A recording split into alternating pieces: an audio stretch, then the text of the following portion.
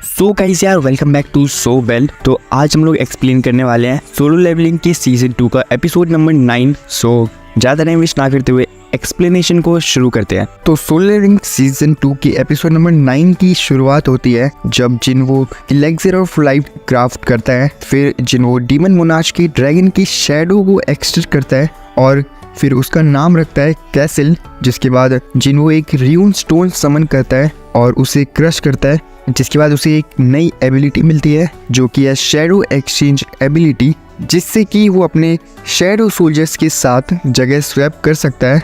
और इसके बाद जिन्वो अपनी क्लोक हटा देता है और एसिल को कहता है कि वो रेडिस फैमिली पार्टी अकेले ही अटेंड करे और उसे कहीं अब जाना है बहुत जल्दी। फिर वो शैडो एक्सचेंज का यूज़ करके अपने एक सोल्जर्स के साथ अर्थ पर स्वैप हो जाता है और वहाँ उसे पता चलता है कि इस स्किल को दोबारा यूज़ करने के लिए उसे 3 घंटे लगेंगे। इसके बाद जिन्वो एक लंबी छलांग लगाता है और कैसल को समन करता है और वो कैसल के ऊपर बैठकर कहीं जाने के लिए निकल जाता है। दूसरी तरफ वो और गो बैटल स्ट्रेटजीज डिस्कस कर रहे होते हैं और इंसेक्ट मैजिक बीस्ट की क्वीन को एलिमिनेट करने का प्लान बना रहे होते हैं। वो हंटर को जीजू आइलैंड भेजने की भी प्लानिंग कर रहे हैं।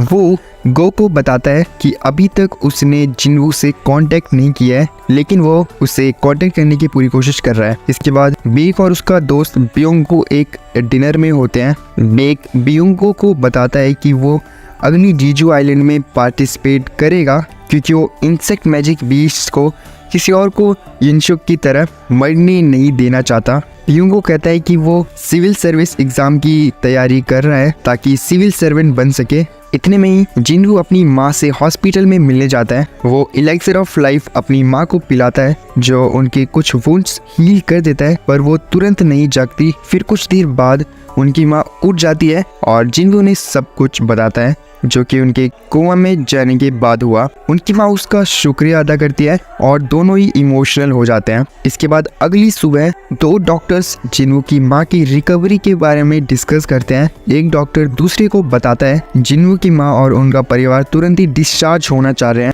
फिर जिना अपनी माँ से सुबह मिलती है। जिन्वो खुश होता है कि उसकी मेहनत रंग लाई फाइनली। जिसके बाद दूसरी तरफ हम देखते हैं गो एक प्रेस कॉन्फ्रेंस होल्ड करता है जिसमें वो अनाउंस करता है कि 4th जीजू आइलैंड रेड मिशन जल्दी स्टार्ट होने वाली है। वो ये भी बताता है कि किस टाइप के हंटर्स इस मिशन में पार्टिसिपेट कर सकते हैं। इसके बाद जिन्वो और उसका परिवार अपने घर वापस लौटते हैं। जिन्वो, उसकी माँ और जिना मिलकर घर की सफाई करते हैं।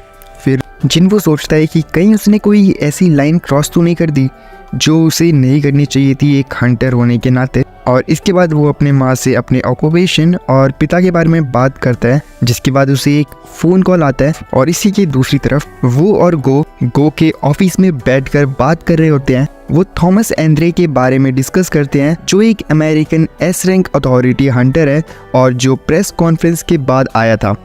एंड्रे मिशन को सपोर्ट करने से मना कर देता है, पर गो उसके रीजंस समझ जाता है। वो गो को बताता है कि जिन्वो जल्दी यहाँ आने वाला है। जब जिन्वो पहुँचता है, गो उसे मिशन में मदद करने के लिए कहता है, पर जिन्वो रिप्लाई देने से पहले ही एक स्ट्रॉन्ग मैजिक पावर फील करता है। गो उसे बताता है कि एस रैंक हंटर्स सिटी के जिम में ट्रेनिंग कर रहे हैं। गो और जिन्वो जिम में जाकर एमी और बेक को ट्रेनिंग करते हुए देखते हैं।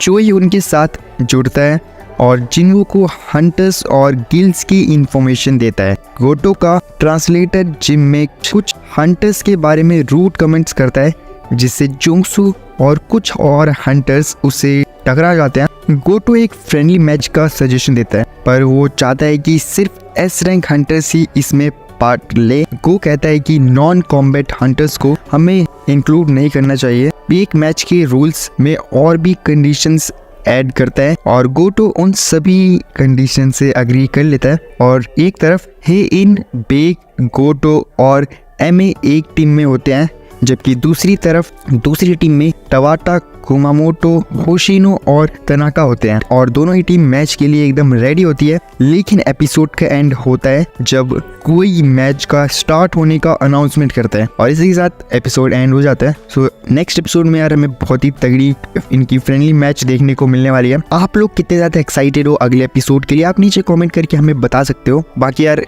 अगर आपको ये एपिसोड पसंद आया हो तो यार प्लीज एक लाइक कर देना इस वाली वीडियो को। और हाँ, अगर चैनल पर आप लोग पहली बार आए हो तो हमारे चैनल को भी आप सब्सक्राइब कर सकते हो। मिलते हैं आपसे नेक्स्ट वीडियो में, तब तक के लिए बाय बाय।